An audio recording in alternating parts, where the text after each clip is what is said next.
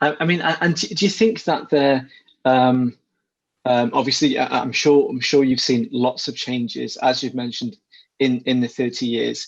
But I guess what one theme that seems to be recurring, and my experience isn't as long as 30 years, admittedly, but this idea of culture and the importance of culture and Islam's view on culture, because it would seem that certain manifestations of Islam, when people convert, Islam it is almost seen as something predatory, and that's something that's almost embraced sometimes by the convert, who thinks that they have to commit, in the words of someone else, commit cultural apostasy and kind of abandon everything that makes them who they are, essentially, and replace that with Islam. And is that a tendency you still see occurring today, or do you think that's something that's also kind of waned over over those 30 years that you've been apart and observing the convert community in the UK?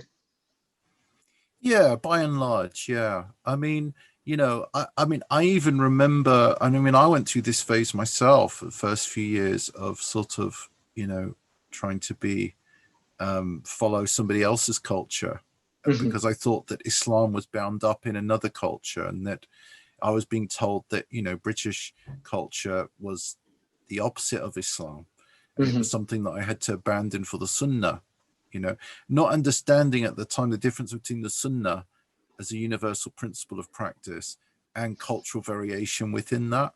Hmm. Because for me, it was offered to me as a gift of love. People were trying to offer me the best of what they had. They offered me the Islam of their childhood, and maybe that they were taught that in some other country, and they were offering that to me as a complete package. Do you see what I mean? Hmm. They weren't Yeah. making a distinction between the cultural and the religious dimensions of that package.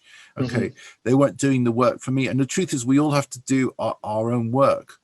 We converts have to do the work, and British born Muslims have to do the work to figure out what Islam as a British cultural expression looks like.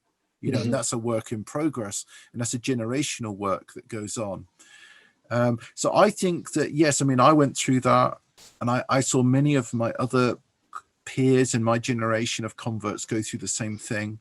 But I've seen those same individuals who are now my age, 40s, 50s, come out of it and Hmm. relax into a kind of cultural Islam, Anglo-Islamic synthesis of some kind, to have the Uh-huh. confidence to do that.